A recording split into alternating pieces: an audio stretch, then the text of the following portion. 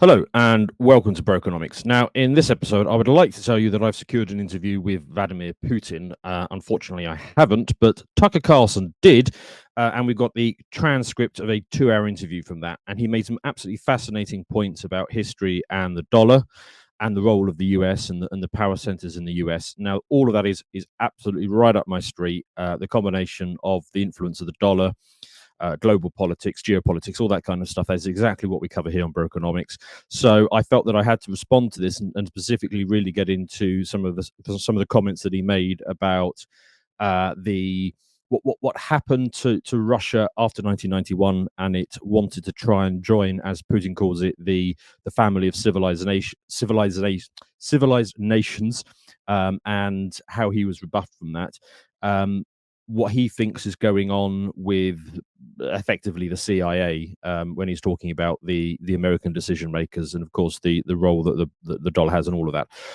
There's also a lengthy bit of history in there in the front, which I will cover fairly briefly. Although, of course, as you know, Brokenomics is not a history channel. My history is not great. I think I'm pretty good post World War II, and particularly post 1971. But we will touch on it. What I will say for the history aspects of what Putin was talking about is, if you go and look on YouTube for Apostolic Majesty, he did a fantastic deconstruction of the first sort of 30-40 minutes and the history elements that Putin was talked about. I have watched that. I will touch upon it. In that video, Apostolic Majesty was was going into the nuance that Putin did not go into, and criticizing Putin where he felt that criticism was warranted, and agreeing with him where he felt that it was where it was not. Of course, we've seen various regime historians such as Tom Holland and others come out with their regime talking points on Putin, which is basically to say, we don't like his worldview. He's a bad guy, obviously. Now let me tell you why every single thing he said was wrong, which is a rather absurd point to take. Putin, of course, did make conflations. He did mislead in places, and he certainly oversimplified. You might not thinking that from the fact that he sort of spent half an hour to 40 minutes talking about that stuff, but there were certainly greater depths and nuances that you could go on to that. So if it's the history you're primarily interested in, Apostolic Majesty is your man for that, and perhaps even Bo here at the Lotus Eaters will get into that as well. But we will touch on it because it does make up a notable proportion of that interview. Now, I'm doing this from in the home studio because, basically, I wanted to get this out as this week's Brokenomics, and I didn't have time to record it on the Tuesday and get it out that same Tuesday afternoon. Normally, there's a week lag. We record on Tuesday and it goes out the next Tuesday. So I didn't have the option of doing it in the studio. So I'm going to be boomering the tech as I often do when I try and do these things myself without the benefit of a producer on hand. But we will see where we can get to, and hopefully we can draw out some interesting points, especially as he gets into that later dollar stuff. So I've got the transcript here. Full transcript. You can find it on the Kremlin website if you want to not only watch it, but if you want to sort of get into going through this line by line as I have. So Tucker goes in. He sits down, and he quite understandably starts off with a question about what happened in Ukraine 2 years ago, to which Putin asks him, are we going to have a serious conversation, or is this going to be a talk show? Putin, Tucker, of course, says it's going to be a serious conversation, at which point Putin says, and I quote here, "So if you don't mind, I will take only 30 seconds or 1 minute of your time to give you a little historical background." Now, spoiler alert, if you haven't seen the interview, it did not take 30 seconds. It was somewhat longer than that. So anyway, Tucker gives his consent for a 30-second to 1 minute bit of background, and Putin, bless him, he then goes to 862 for the creation of the Russian state. I mean, I'll read a bit to give you a bit of flavour of it. In 882, Rurik's successor, Prince Oleg, who was actually playing the role of regent to Rurik's younger son, because Rurik had died at that time, came to Kiev. He ousted two brothers who apparently had once been members of Rurik's squad. So Russia began to develop with two centers of power, Kiev and Novgorod. Okay, so again, like I say, I'm not going to touch too much on the historical side, but what I will note some very good points made by people who've looked at this, such as Apostolic Majesty, is that Putin is certainly somewhat oversimplifying here. He's conflating Rus, spelled R-U-S, well, at least that's the Latinized spelling of Rus, with what is now the sort of modern Russia. Now, history, of course, does not move in any sort of straight lines. History is very messy. If history were a person, it would be the drunk guy walking back from the pub, meandering from side to side and getting lost frequently. And you are certainly not going to get a high definition look at the historical analysis here from me. You might get a bit of 8-bit history, but it was interesting, the criticisms from this, because a lot of people criticize Putin for being boring and for spending too long on this. And of course, the historians have gone the other way and said that he was too light on this. But what we can do is we can look at what Putin was trying to tell us.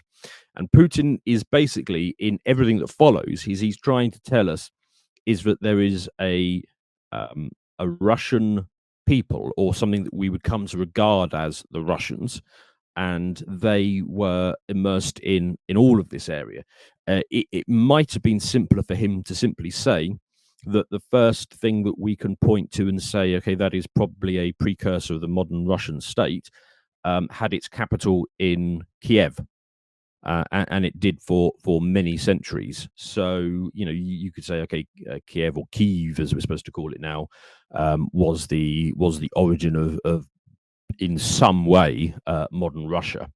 So anyway, so he continues with various bits, and he talks about, from this time a centralized Russian state began to strengthen. Why? And then this is the interesting point for this: because of a single territory, integrated economic ties, and one and the same language. So what he's talking about here, of course, is a common people, an ethnos.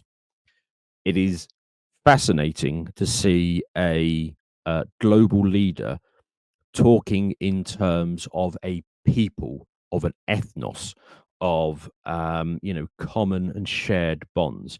It's so striking because, of course, modern leaders, especially Western leaders, simply do not think in those terms. In fact, if anything, they go the opposite way, and they say that the true origins of us as a nation is diversity. You saw those memes going around afterwards of somebody like Rishi Sunak sat opposite Tucker being asked about the origins of the British, to which his response is, "Oh yes, when the ship Windrush left Jamaica in 1984." This modern Western leaders go out of their way to deny that there is any sense of people, any commonality, and that actually the only thing that makes us great in any sense is the fact that we are a melting pot, or a multicultural society. Putin is going completely the other way here. He's talking about a common thread of people. Now, he's not doing it primarily in a racial way. He's doing it in a cultural way, talking about, as he does there, single territory, integrated economic ties in the same language. He's all about the culture here, and this is a common theme as we go through it. He then makes some comment on, back in the Middle Ages, Prince Yaroslav the Wise introduced the order of succession to the throne, blah, blah, blah, and then he goes through it. I just thought that was amusing because it sounded like it sounded like a quote from Star Wars, didn't it? Did I ever tell you the tragedy of Prince Yaroslav the Wise? Where can I learn about this? Asked Tucker. Not from an American. I don't know if you get the reference, but yes. So then, as we go through, so he then goes on to talk about Kiev began to gradually gravitate towards another magnet, the center that was emerging in Europe. This was the Grand Duchy of Lithuania. It was even called Lithuania Russian Duchy because the Russians were a significant part of its population. So again, this is not so much a point about ethnos or common culture or anything like that. He's talking about emerging power structures and about how, as Russia started to emerge, you've got these competing power centers. You've got the power center of Russia, or the Russian people, although it's still very early to be narrowing it down to any sort of sense of cohesive Russian people. But he certainly sees it as a cohesive, a coming together of the people at this time, and recognizes that another power center. And of course, I mean, he is a world leader. He's an ex-KGB man. He thinks very much in terms of power centers and states and control. And again, this is a common theme, which is why I wanted to draw it out of the push and pull that you've got going on between Russia and the Western powers, which was then, of course, not United States in any ways. It was simply Europe. He goes on to talk about how the Poles were engaged in Polonization of this part of the population. They introduced their language there, tried to entrench the idea that this population was not exactly Russian, that because they lived on the fringe, Ukrav, they were Ukrainians. Originally, the word Ukrainian meant a person living on the outskirts of a state near the fringe. It was engaged in border service. It did not mean any particular ethnic group. Now, the historians who've looked at this, like Apostolic, have said, well, no, that's not exactly correct. You could bring in the Cossacks there, but nevertheless, we are looking at this for this part of Brokenomics to talk about, you know, what is going through Putin's mind. What is he envisaging? And again, it comes back to that theme that he's talking about a common people, a Russian people, who are being pulled away and are artificially being put into the orbit of another group of people. So here the Poles. Okay. Then they talk about this more, and he goes on to say, you know, so that you don't think I'm inventing these things, I will give you these documents. And he hands Tucker some documents which apparently have been taken from the archives and translated into Russian, that Tucker can go and have a look at. Don't know what's in those. Tucker hasn't yet shared in any great detail what was inside of that. You have to wonder if maybe Putin was passing Tucker some more sensitive information. We don't know.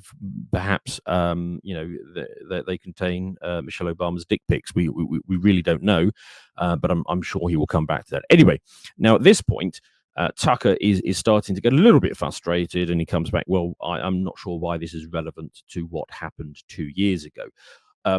I think it is very relevant to actually what happened 2 years ago.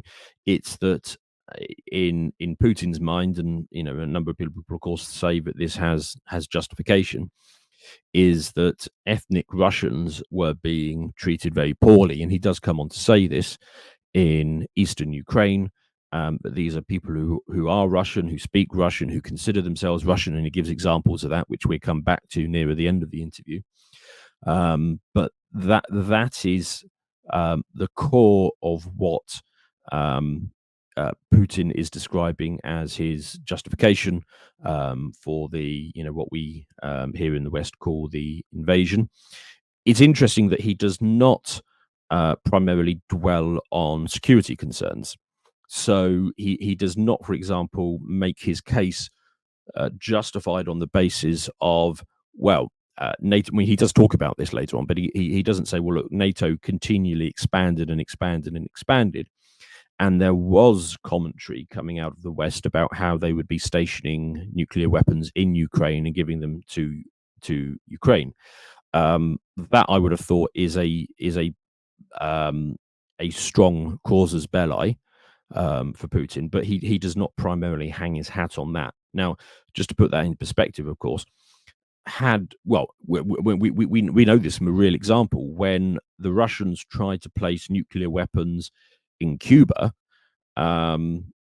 that was the justification for a massive ramping up of hostility, and very nearly took the USSR and America, and thereby extension its satrapies such as the UK, to the point of war. And I can absolutely guarantee you that if Mexico or Canada were to enter into a military alliance with Russia or China, and then Russia or China were to want to be placing nuclear weapons pointed at the US, into say Mexico or Canada, the US would have absolutely no hesitation in striking first. None whatsoever. There was no doubt in my mind that Mexico City or anywhere in Canada would not be a smoking ruin within a few weeks. So interesting that he didn't go there, but he likes to come at this from a historical aspect. Also, I noticed from Russian commentators who have added from this is that none of this is particularly unusual for Putin. Putin will often launch into these lengthy historical perspectives every time he goes on Russian TV now. He hasn't had an interview with a non-Russian for a good while now, a number of years now. But whenever he does this on Russian TV, apparently he comes back to this frequently. So more filler later, and he's talking about under the rule of Catherine the Great of Russia, reclaimed all of its historical lands, including the south and the west. So again, this is talking about how Kiev was the first capital of what you might call Russia, and that it got pulled away. And well, of course, there was a very notable period with Genghis Khan, who swept through the area and sort of messed things up. Again, historians will point to the post-Khan, the post-Mongol invasion, as being the point where something much closer to modern Russia emerged from the ashes of that afterwards. But nevertheless, Putin is simplifying, and of course he's pushing an agenda as well. So he is attaching more of this sort of straight line, a straight but broken line, between the connection of Kiev and Ukraine, to what is Russia. So anyway, so he talks about Catherine the Great recapturing these lands. And then this is very interesting. This is one of the bits where I did disagree somewhat with Apostolic Majesty in his stream. So Putin says, and I quote this: before World War I, the Austrian General Staff relied on the ideas of Ukrainianization. It started to actively promote the idea of Ukraine in Ukraine. The motive was obvious. Just before World War I, they wanted to weaken a potential enemy and secure themselves favorable conditions in the border area.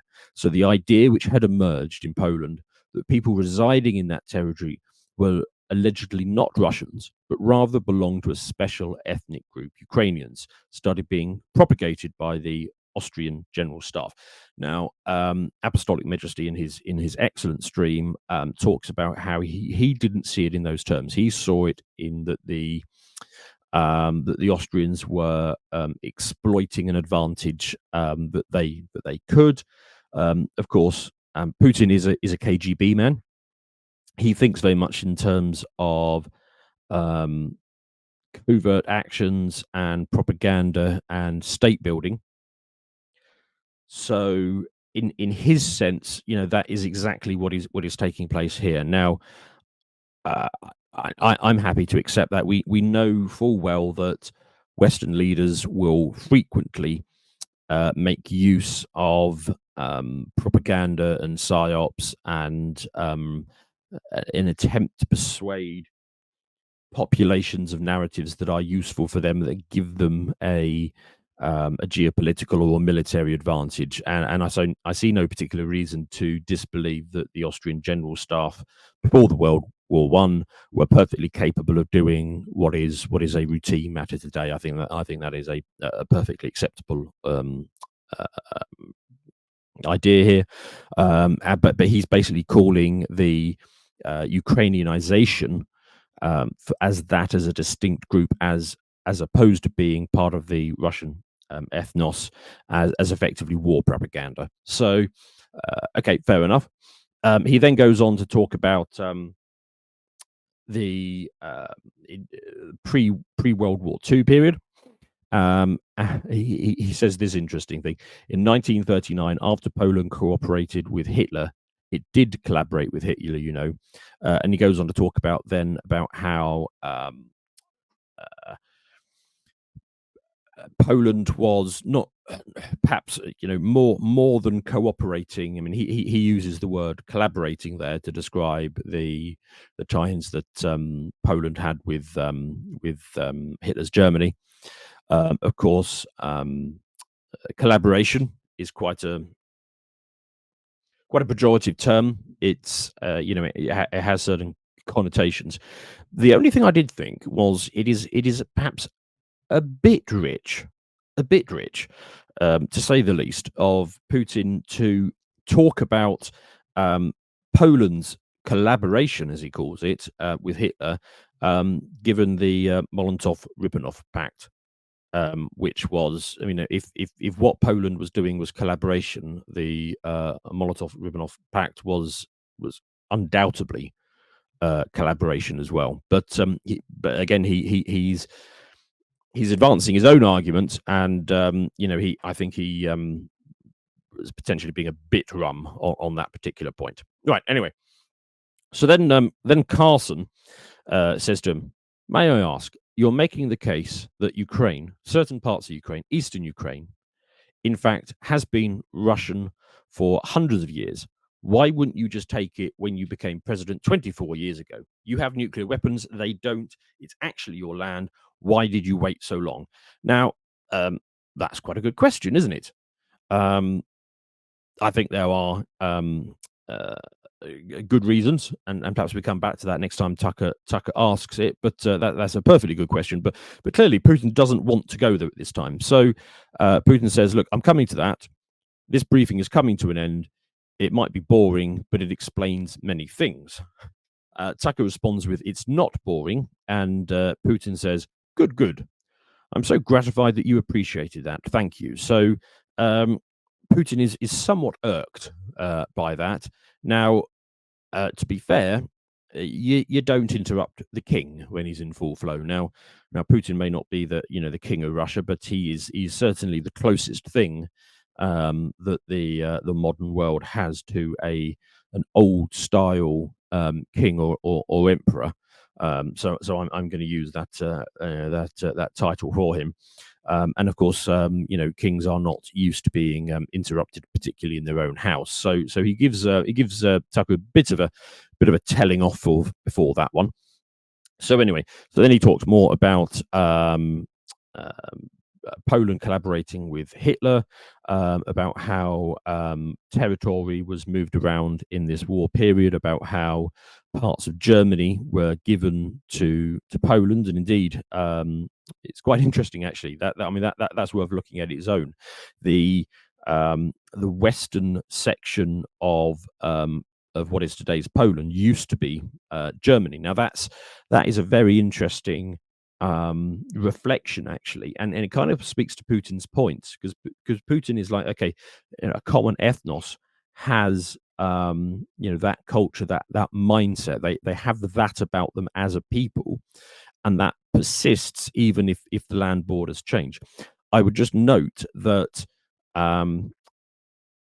if you look at Polish election results even today, so when Donald Tusk, who is of course very much a globalist, he's part of the club, part of the regime that we all have our issues with. The basis of his support is the German bit of Poland. If you look at the what should we call it, the Polish bit of Poland, they were very much opposed to Tusk. And more the former government, which was very strident on saying things like, "No, we're not going to have infinity Africans into our country," and as a result, Poland has not had the enrichment events that we have to suffer here in the West on a regular basis, because they simply close themselves down to this. So, I mean, that is again a good point in Putin's arguments, in his favor here. And of course, he then goes on to talk about how, he talks about Hitler asking Poland to give him back these sections of Germany. And Putin says, well, Poland turned out to be uncompromising, and Hitler had nothing to do but start implementing his plans with Poland. Now, yes, of course, Poland is not going to give up its tax cattle, regardless of how strong the claim is. And you could, I don't want to be seen as advancing Hitler's arguments, but nevertheless, it is the case that those sections of Poland were very German. He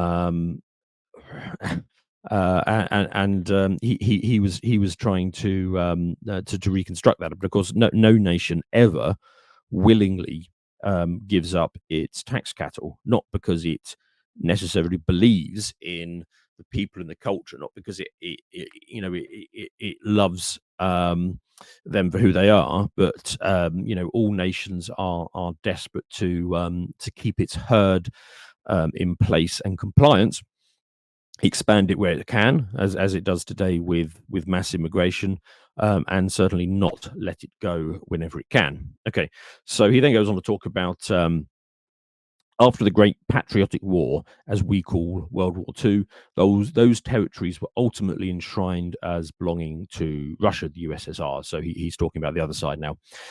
As for Poland, it received, apparently in compensation, the lands which had originally been German, the eastern parts of Germany. These are now the western lands of Poland. Yeah, exactly. So like I say, those bits that voted for Donald Tusk, those are they have their origin in Germany. So it is perhaps less surprising that they feel the globalist influence much more than other parts of Poland.